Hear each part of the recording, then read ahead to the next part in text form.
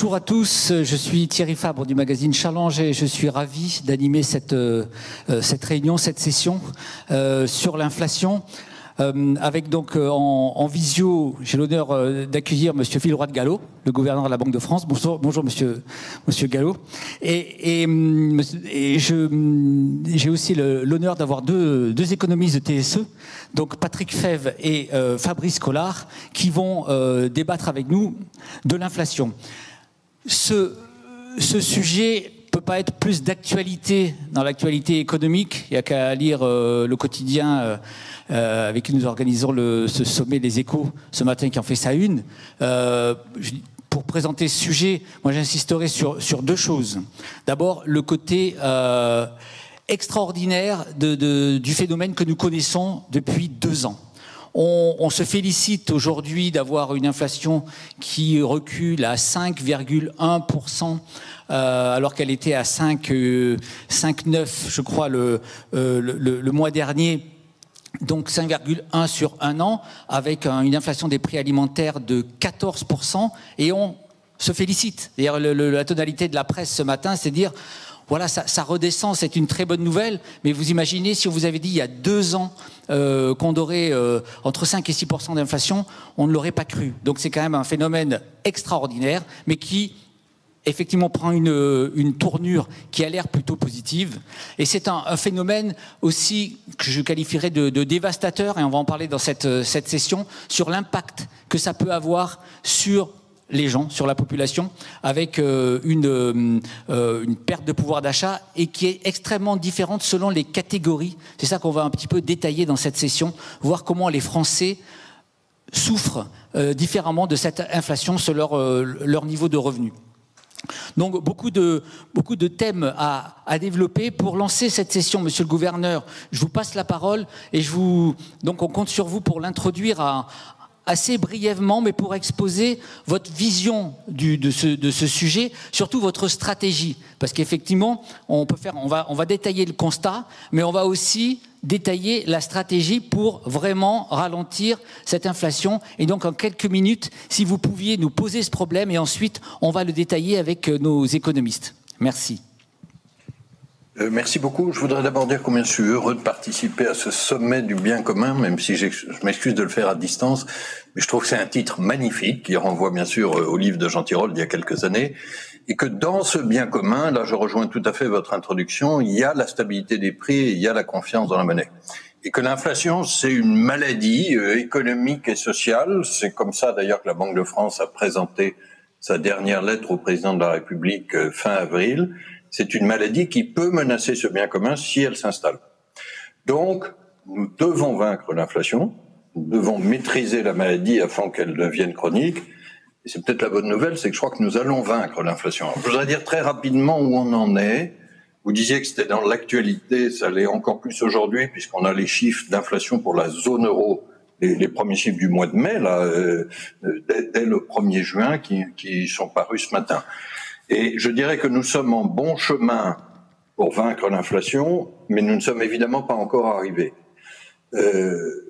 Quand je dis que nous sommes en bon chemin, c'est qu'on a connu un pic d'inflation à l'automne dernier. Je vais à chaque fois citer les chiffres de la zone euro. La France est un peu en dessous, mais on a connu un pic à 10,6% en octobre dernier. Pourquoi c'était si haut à l'époque? Parce qu'il y avait, souvenez-vous, une énorme inflation d'énergie. Et cette vague d'inflation, elle est d'abord partie de prix importés, du choc de la reprise Covid et puis surtout du choc de l'invasion russe en Ukraine. De ces 10,6%, on est redescendu là au mois de mai à 6,0. On était à 7 au mois d'avril. Bon, alors évidemment, ça ne suffit pas. Il y a là-dedans des progrès qui devront continuer. Notre cible d'inflation, c'est 2%. Et là, je vais dire ce qui est à la fois une prévision et un engagement. Nous allons ramener l'inflation vers 2% d'ici 2025. Alors, je voudrais un tout petit peu détailler le chemin, et pourquoi est-ce que nous avons bien avancé et puis ce qui reste à faire. D'abord, ce que nous avons fait jusqu'à présent, c'est d'utiliser l'arme de la politique monétaire, c'est de relever les taux d'intérêt. Et comme vous le savez tous, et on le voit dans les coûts de financement de l'économie, nous sommes passés de taux exceptionnellement bas. On était à des taux directeurs de la BCE à moins 0,5% encore au 1er juillet dernier, et on est aujourd'hui à 3,25. Donc on a fait en 10 mois un relèvement des taux très rapide.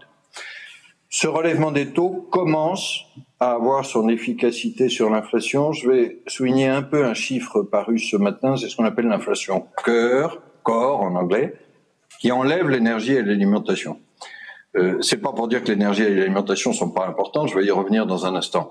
Mais c'est parce que ça, c'est des composantes très volatiles, très dépendantes des prix mondiaux, qui ont commencé à baisser sur l'énergie et qui vont devoir baisser sur l'alimentation. Mais sur le reste, qui fait à peu près 70% de notre consommation, c'est les services, les loyers, les biens manufacturés.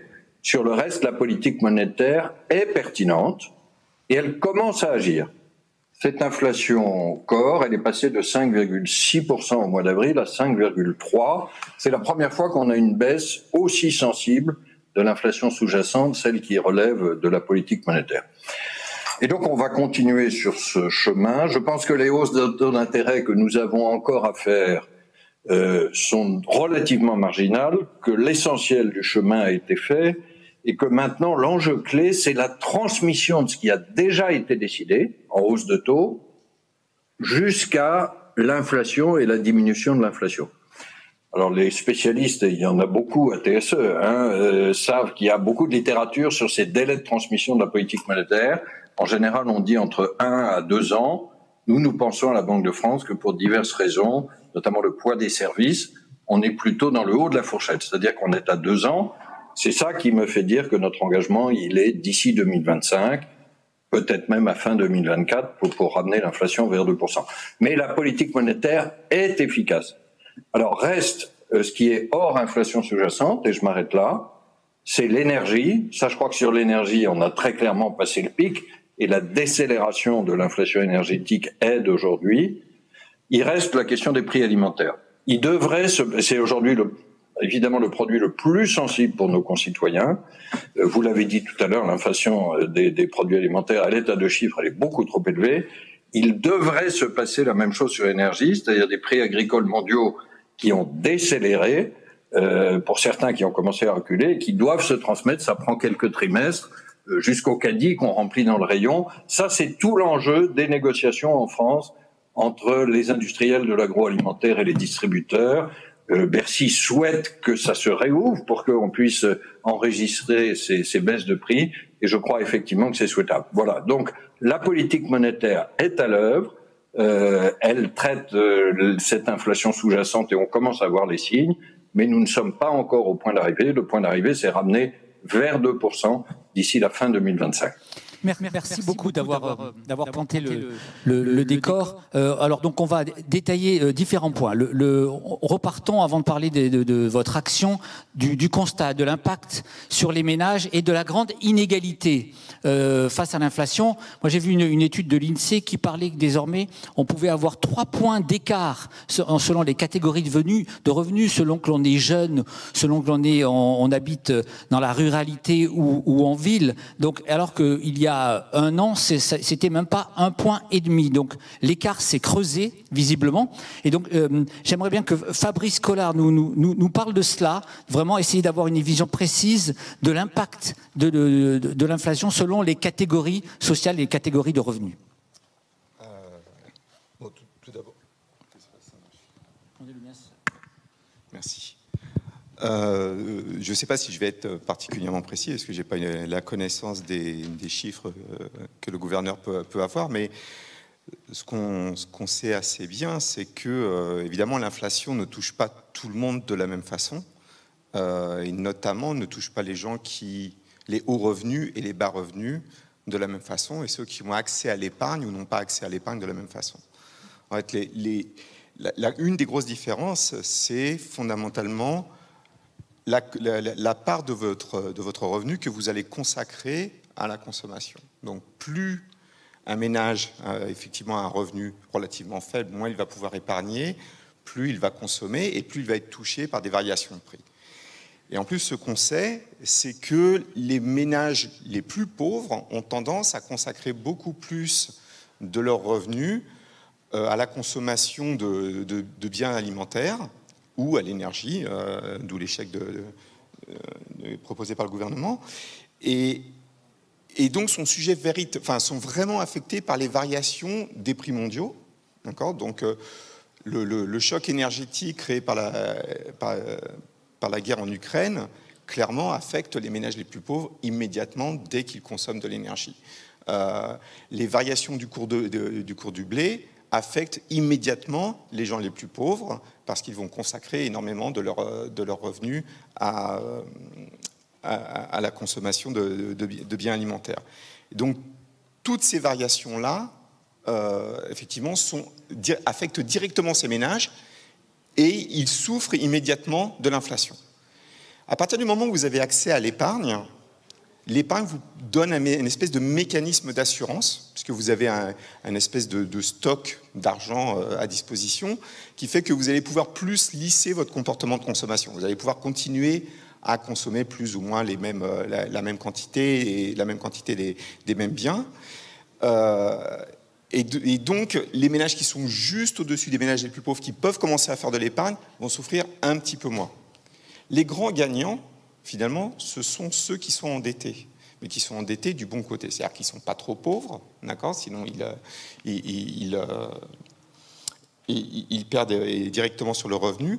Mais quand vous êtes débiteur, en fait, et que vous avez un taux fixe, et d'un seul coup, ce qu'on appelle le taux réel, c'est-à-dire le taux que vous devez payer net de l'inflation, ça baisse. Et donc là, relativement, vous gagnez. Vous perdez en termes de revenus, mais vous gagnez en termes d'épargne.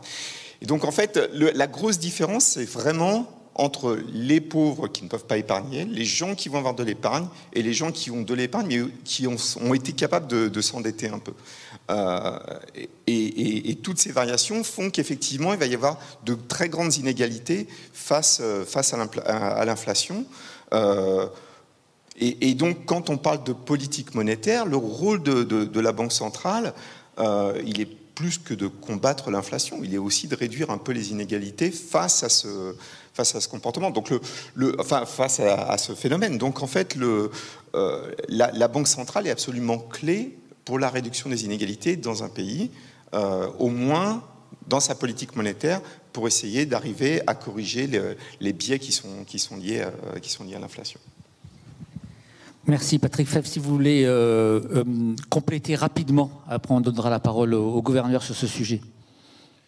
Oui, je pense que Fabrice a bien résumé cet argument un petit peu de très forte hétérogénéité des individus face à l'inflation en fonction de sa situation financière, du fait que certains individus subissent une contrainte de liquidité, une contrainte financière très importante, et c'est la proportion d'individus dans les économies avancées, industrialisées, type États-Unis, Europe continentale, etc., est loin d'être négligeable. Les estimations qu'ont fait les macroéconomistes de cette proportion oscillent entre 20 et 30%. Donc on a quand même une fraction non négligeable de la population qui va subir ce choc inflationniste, n'ayant pas accès, ou pas très partiellement à l'épargne, de façon à s'assurer de lisser leur consommation. Et je pense que de ce point de vue-là, une politique active et efficace, telle que les banques centrales sont en train de mettre en œuvre pour ramener l'inflation à des niveaux de type cible, comme le gouverneur vient de le dire, ça me paraît relativement très important. Merci. Monsieur le gouverneur, j'aimerais bien avoir votre réaction sur ce qui vient d'être dit. Quelle évaluation vous faites à la Banque de France, notamment de l'impact de l'inflation selon les catégories, et également sur l'action budgétaire alors de la France par rapport à d'autres pays peut-être. Est-ce qu'on compense mieux que nos voisins là-dessus ? Alors, c'est un sujet absolument essentiel, hein. Je rejoins ce qui a été dit. Il faut qu'on ait l'honnêteté de dire que c'est un sujet compliqué, hein, parce que d'abord, la mesure des inégalités, malheureusement, elle arrive toujours en retard par rapport à la mesure de l'inflation ou la mesure de la croissance et des revenus moyens, hein. Alors, je crois que le rôle de la Banque centrale, hein, je rebondis sur ce que Fabrice Collard disait, c'est d'abord de combattre l'inflation. Et ça, je crois qu'il y a une action numéro 1 contre les inégalités, c'est de ramener l'inflation vers les 2%. Si vous me permettez une petite notation personnelle, j'ai commencé il y a très longtemps ma carrière à Bercy. J'étais conseiller technique auprès de Pierre Bérégovoy. On a peut-être un peu oublié, mais c'était la précédente grande vague d'inflation, ministre des Finances de l'époque. C'était un homme de gauche. Et lui, il s'est attaché à la lutte contre l'inflation parce qu'il avait une conviction très simple. Il disait l'inflation, c'est une taxe pour les pauvres. Bon. Et c'est une taxe assez opaque, quoi. On ne sait pas très bien les effets, etc. Mais comme toujours, les grandes entreprises où les revenus et les patrimoines les plus élevés se protègent mieux de ce genre de choc.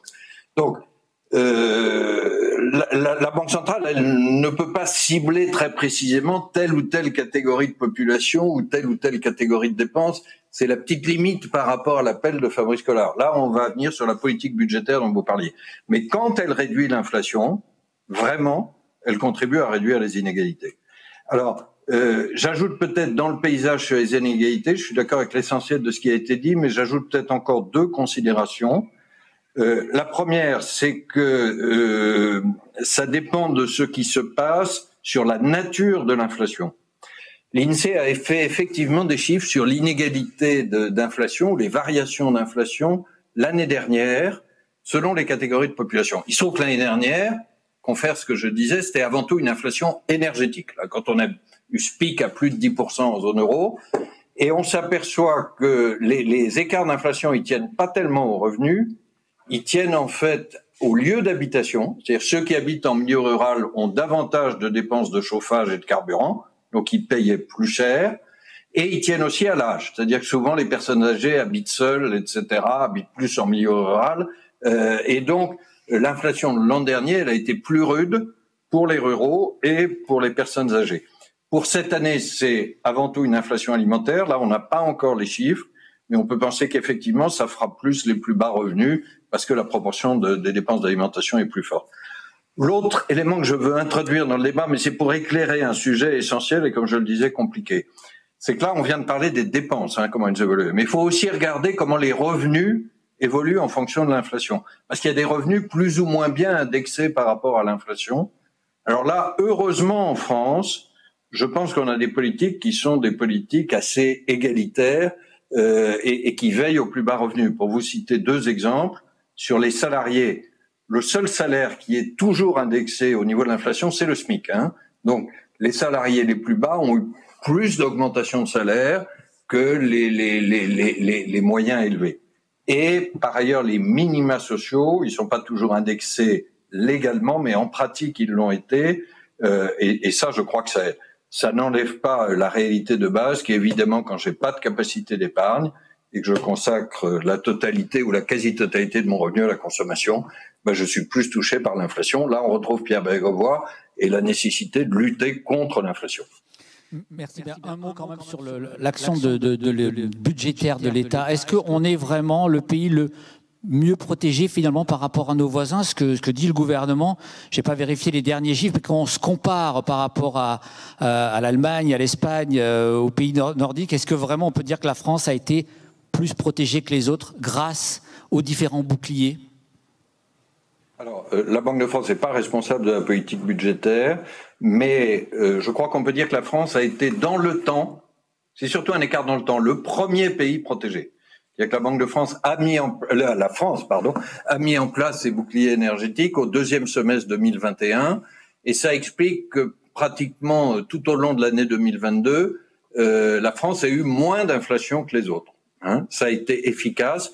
Alors, il se trouve que l'exemple français, je ne sais pas si on peut dire comme ça, a été suivi par la quasi-totalité des pays européens. Quand on regarde aujourd'hui la taille des paquets, ils sont à peu près équivalents entre les différents pays. Et d'ailleurs, aujourd'hui, l'inflation tend à converger entre les différents pays, y compris entre France et zone euro. Mais c'est un décalage dans le temps qui a été favorable à la France. J'en profite pour dire, et je crois qu'on doit à l'honnêteté de l'analyse économique de le dire, que les boucliers énergétiques, ils étaient importants pour amortir ce très gros choc de fin 2021-2022. Plus on avance dans le temps, moins ils se justifient, parce qu'ils coûtent cher et on a quand même un problème de dette publique assez sérieux. Et puis que les prix de l'énergie, heureusement, se sont assagis. Donc il faut aller, en France comme dans les autres pays européens, vers la sortie progressive de ces dispositifs de bouclier. Merci. Alors, vous nous donnez l'occasion de faire la transition avec le deuxième thème qu'on voudrait aborder sur le type d'inflation que l'on connaît actuellement. Effectivement, les prix de l'énergie ont fortement décéléré. Parce que je regardais les prix de l'INSEE, on est tombé à 2%. Sur un an, on était à 24% l'année dernière, à la même époque, sur le 2022 par rapport à 2021. Donc c'est spectaculaire. Mais alors, quel type d'inflation connaît-on aujourd'hui? Beaucoup s'inquiètent d'une inflation plus interne, c'est-à-dire liée finalement notamment aux marges des entreprises qui ont parfois fortement augmenté et qui alimentent cette inflation. Donc j'aimerais interroger justement Patrick Fèvre sur le sujet pour faire le diagnostic et je vous demanderai ensuite, monsieur le gouverneur, de répondre. Oui, alors c'est très bien parce que vous avez parlé de Pierre Bérégovoy et notamment de cette politique de désinflation qu'on a qualifiée de désinflation compétitive.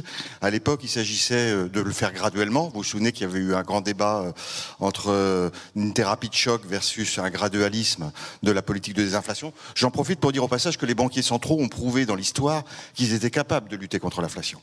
Et la grande inflation des années 70 et les politiques de désinflation aux États-Unis et en Europe continentale, deux modèles très différents, l'une assez violente, l'autre graduelle, ont montré que les banques centrales ont prouvé historiquement, et on l'a réétudié, d'ailleurs je l'ai réétudié avec des chercheurs de la Banque de France, où on a étudié ces problèmes de désinflation aux États-Unis et dans la zone euro. Les banques centrales ont les outils et les instruments pour lutter contre la désinflation. Après, il y aura le débat sur le timing de la politique et de sa vigueur. Donc je reviens là-dessus, effectivement... vous avez cité Pierre Bérégovoy et je parle de la désinflation compétitive. On était plutôt dans une logique de la boucle prix-salaire. C'est-à-dire les prix augmentaient, les salaires s'indexaient sur la hausse de l'inflation, qui augmentait le coût des entreprises, qui répercutait ça dans leur hausse de prix. Et donc on avait ce phénomène cumulatif que les banques centrales et les gouvernements, simultanément, ont essayé de limiter de façon à amortir le choc inflationniste et de passer d'une inflation... Je vous rappelle quand même qu'à la fin des années 70, nous connaissions des inflations à 2 chiffres, en Europe continentale, 12-13%, et on a ramené l'inflation aux États-Unis très rapidement, mais en Europe continentale, au bout de 5-6 ans, à des taux tout à fait raisonnables.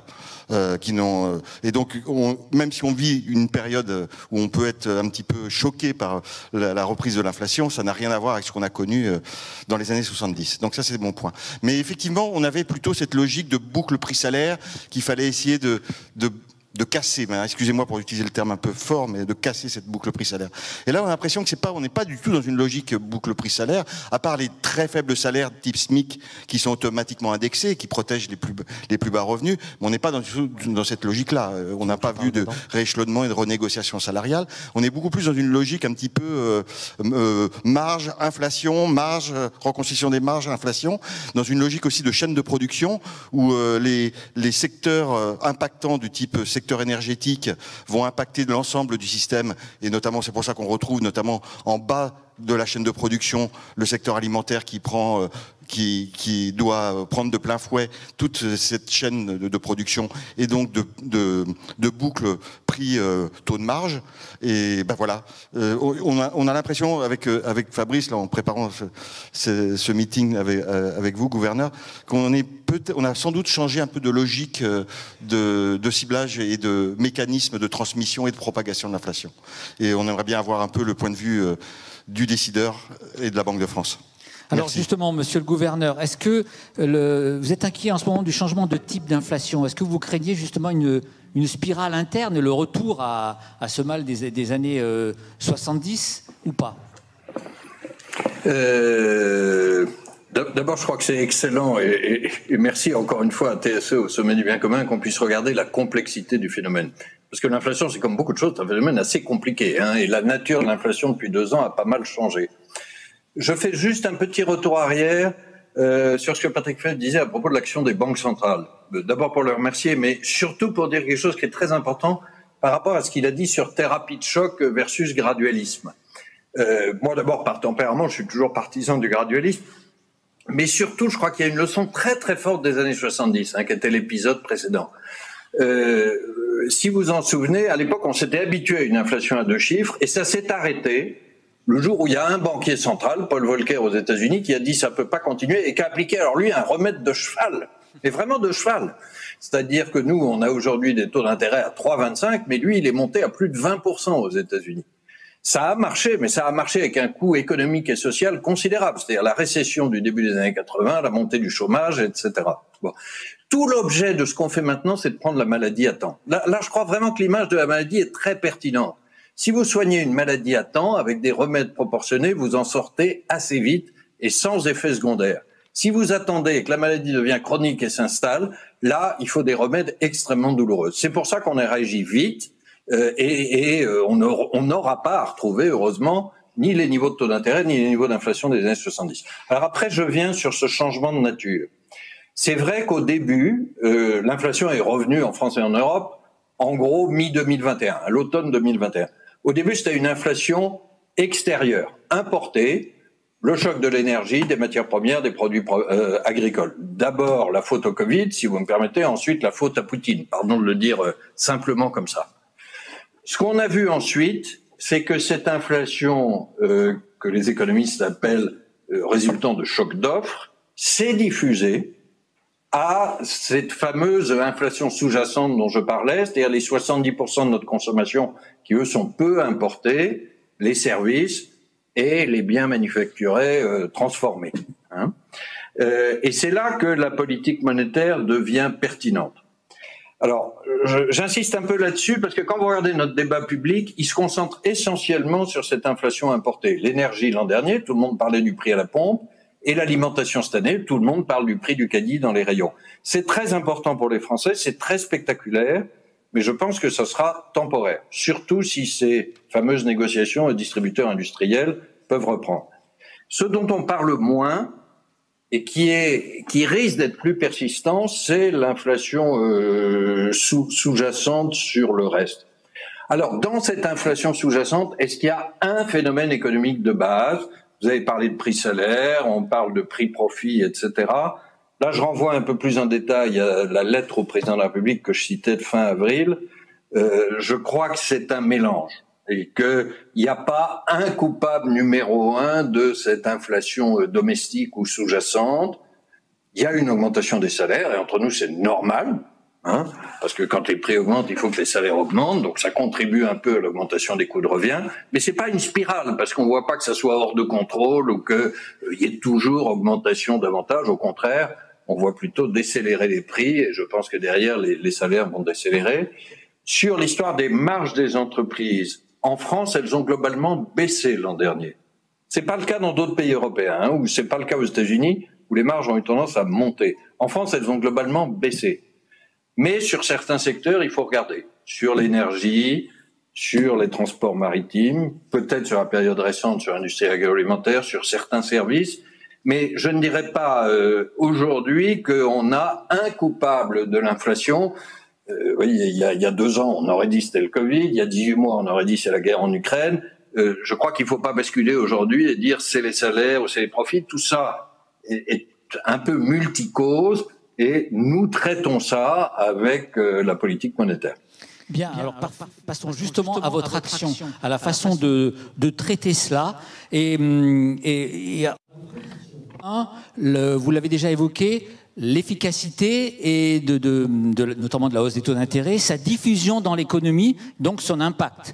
Le timing, moi j'entends des choses très différentes, certains qui parlent de plus de 2 ans. Alors effectivement, si vous prenez une décision aujourd'hui qu'elle a un effet dans 2 ans, ça risque de poser un petit problème. Et la deuxième chose, ce sont les conséquences sur les entreprises et notamment sur les banques. On voit déjà des faillites aux États-Unis qu'on peut lier à la hausse des taux d'intérêt. Alors Fabrice Collard, justement, va vous détailler cela et là aussi, on attendra votre réponse après le diagnostic de l'économiste. Je pense que ça sera assez présomptueux de dire que je vais détailler ça. Non, c'est un phénomène extrêmement complexe. Ce qu'on sait à peu près, c'est qu'effectivement, et on va revenir assez rapidement sur ce que disait Patrick sur la thérapie de choc versus le gradualisme. En fait, il faut revenir un peu en arrière sur le Covid. Donc dans le Covid, effectivement, il y a eu tout un tas d'aides aux entreprises en particulier pour les aider à passer le choc. Et on sait qu'une partie de ces aides a été dirigé vers, parce que c'était le paquet était général, vers des entreprises qui étaient des entreprises type zombie. C'est-à-dire qu'elles n'auraient pas survécu même sans le Covid. Et donc, en fait, quand on remonte les taux d'intérêt, évidemment, on renchérit le crédit. D'accord. Donc, en renchérissant le crédit, en fait, la conséquence directe, c'est que on arrive à limiter la consommation des ménages, puisque le crédit est plus cher, mais aussi on rend la vie de certaines entreprises un peu plus compliquée. Donc ces entreprises zombies, d'un seul coup, vont probablement faire défaut beaucoup plus facilement. D'accord ? Et ça peut mettre à mal le système financier. Donc une remontée très rapide des taux, si elle était beaucoup plus prononcée, pourrait en fait être inquiétante.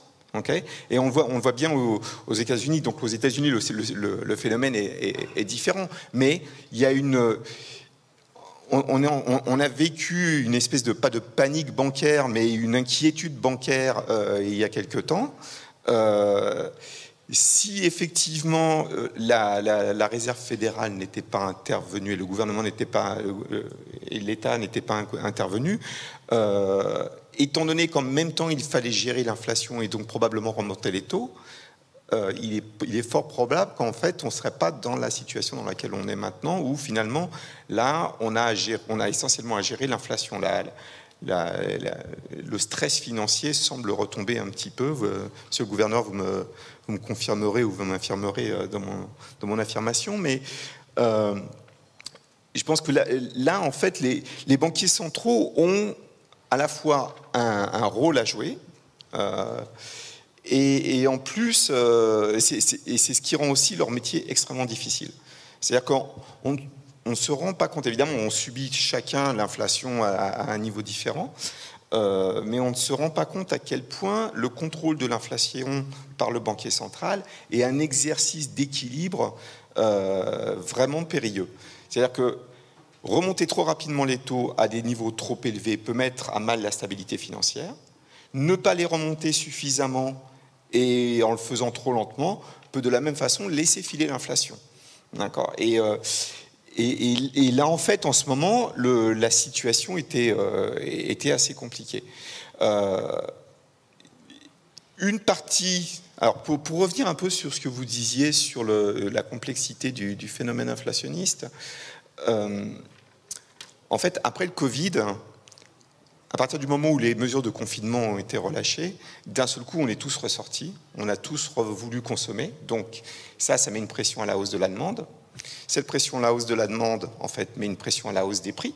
D'accord ? La hausse des prix, pour peu qu'on fasse face à un choc tel que celui que M. Poutine a provoqué, eh ben, ça nous amène à de l'inflation à 2 chiffres et qui évidemment fait peur. Mais en même temps, en fait, on a eu ce début d'instabilité financière qui est apparu aux États-Unis. Et là, d'un seul coup, c'est très compliqué. D'accord ? Et donc, quand monsieur le gouverneur dit il faut attendre 1 an, 2 ans, c'est 1 an, 2 ans, c'est aussi parce que c'est difficile à gérer. D'accord ? Donc, le banquier central essaye d'aller le plus rapidement possible, de régler le problème le plus rapidement possible, mais il fait ça dans un ensemble où il y a plein de contraintes à satisfaire. Et la Banque centrale remplit un rôle qui est extrêmement compliqué, parce qu'elle essaye de nous satisfaire en réduisant ce qu'on appelle la taxe inflationniste, d'accord ? Ce que monsieur Pierre Bérégovoy appelait la taxe inflationniste. Mais en plus, elle s'assure que vos banques, en fait, sont plutôt dans une bonne situation.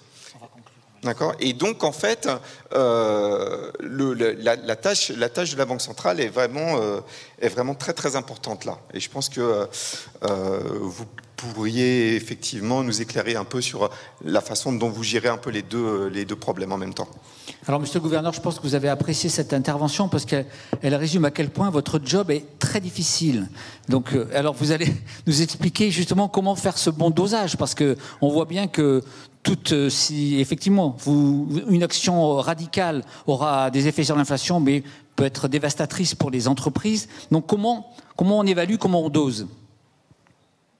D'abord, effectivement, je voudrais dire avec un sourire que j'apprécie ces messages de solidarité, mais je vais diminuer un tout petit peu notre mérite, parce que je pense qu'au moins en Europe, cette histoire que décrivait Fabrice Collard, au fond d'un conflit, je crois que je peux le reformuler comme ça, Fabrice, entre la stabilité des prix d'un côté et puis la stabilité financière de l'autre, je pense c'est plus facile à traiter.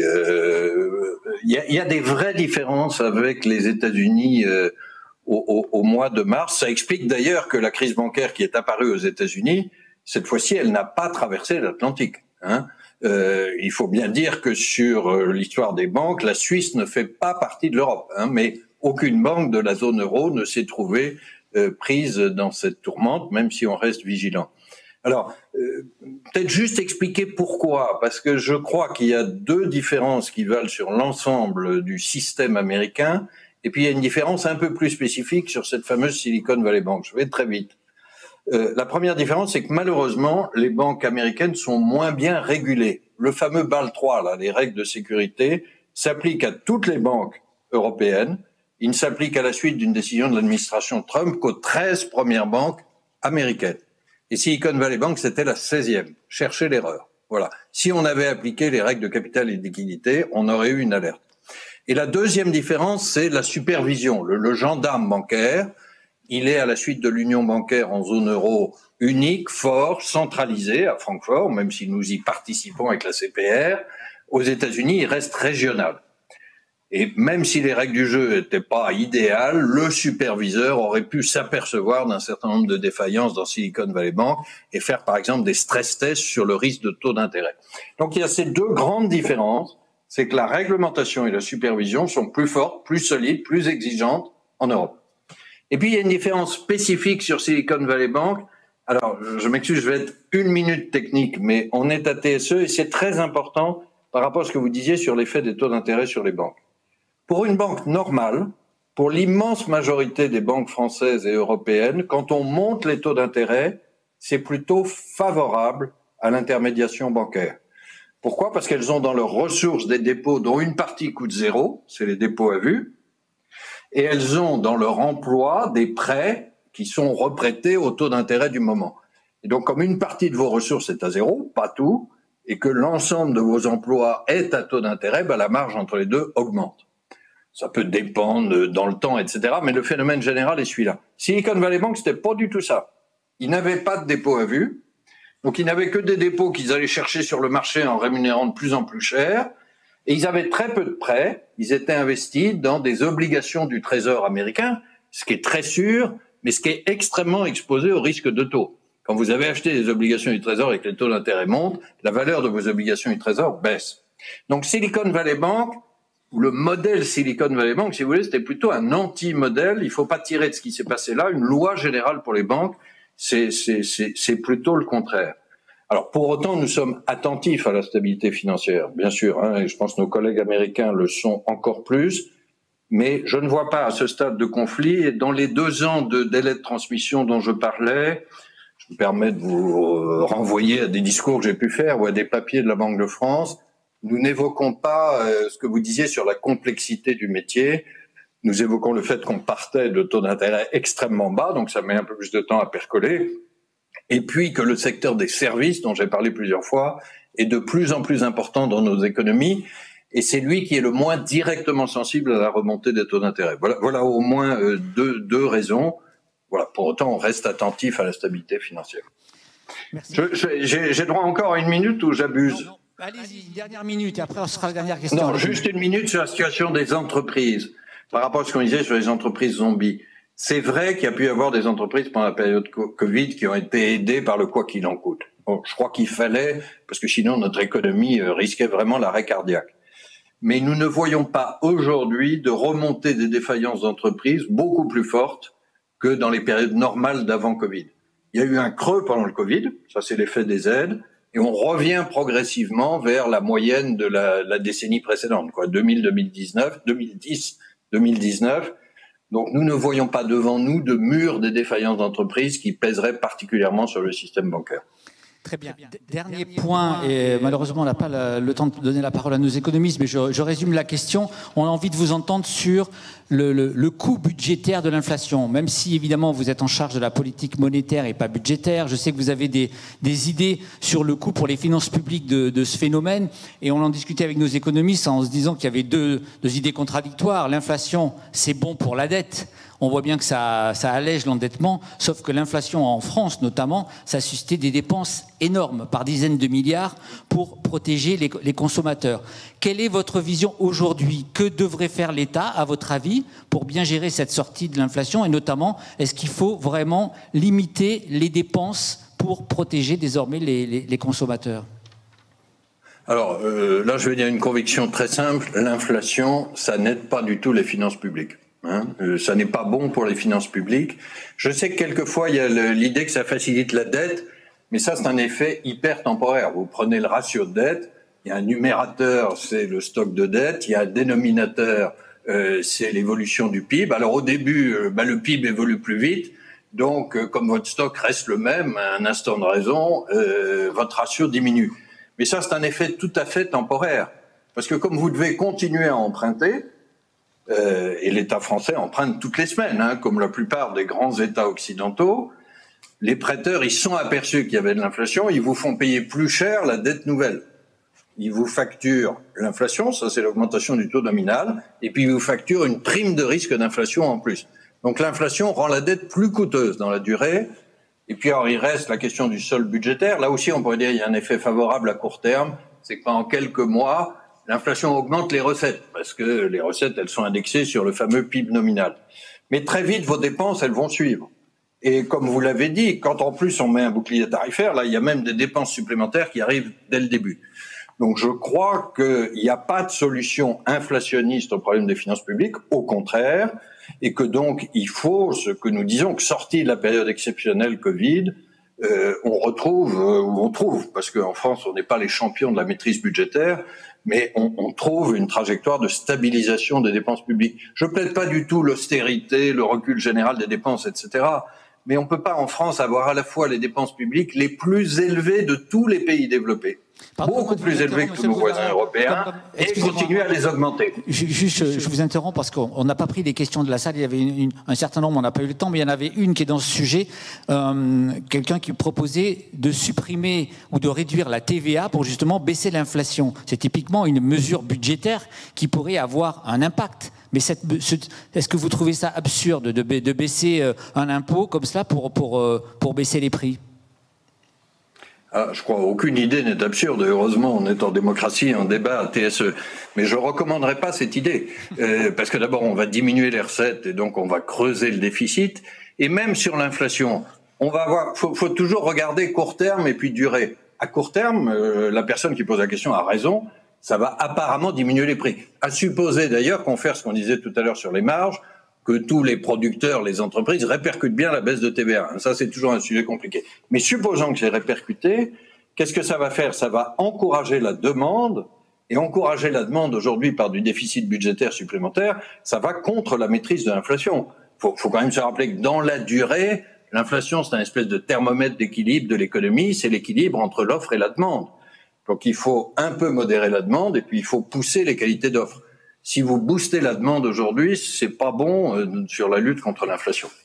Et donc pour les derniers signes budgétaires, pour terminer, donc est-ce que vous êtes satisfait? Vous aimeriez qu'on justement fasse un peu plus d'efforts en France? Je vais redire des choses que nous avons dit ces dernières semaines ou dans cette fameuse lettre. Moi, j'ai eu l'occasion de soutenir sans réserve le quoi qu'il en coûte. C'est assez rare pour un banquier central de soutenir plus de déficit et de dette, il le fallait. Aujourd'hui, je crois qu'il faut faire davantage d'efforts budgétaires. Il faut faire attention aux baisses d'impôts non financées. Nous n'en avons plus les moyens. Et il faut faire attention à une croissance des dépenses qui est trop forte. Donc, il faut plutôt viser une stabilisation des dépenses. Vous savez, quand on compare la France et les autres pays européens, moi, je crois au modèle social européen. Donc, on ne va pas se comparer à des pays qui n'ont pas nos services publics, notre distribution, notre sécurité sociale. Mais comparons à nos voisins qui ont le même modèle social. Là, objectivement, la France est le pays où la dette publique recule le moins maintenant, en sortie de Covid. Il faut qu'on fasse au moins aussi bien que nos voisins européens. Très bien, merci. Est-ce que vous pouvez conclure en 15 secondes? Patrick, tu veux conclure en 15 secondes? Le mot de la fin, et je pense... Merci, gouverneur. Voilà, merci gouverneur. Je pense que, en fait, on se rend pas compte à quel point le métier de banquier central est difficile et vraiment important pour notre bien-être collectif, et il participe vraiment au bien commun. Et je pense que le point qui a été soulevé par le gouverneur, c'est cet ordre d'arbitrage entre lutte contre l'inflation par des politiques monétaires plus ou moins conventionnelles et le maintien de la stabilité financière, qui crée quand même un arbitrage assez subtil et un réglage fin de la politique monétaire. Je suis vraiment sidéré. Vous avez votre fan club à Toulouse, monsieur le gouverneur. Vraiment, ils sont conscients de la difficulté de votre travail. C'est impressionnant. On connaît le job. J'adorerais y être physiquement. Ça serait encore mieux pour le fan club. Encore une fois, mais merci de m'avoir accueilli virtuellement et bonne fin de sommet du bien commun. Merci en tout cas, c'était passionnant. Merci à tous.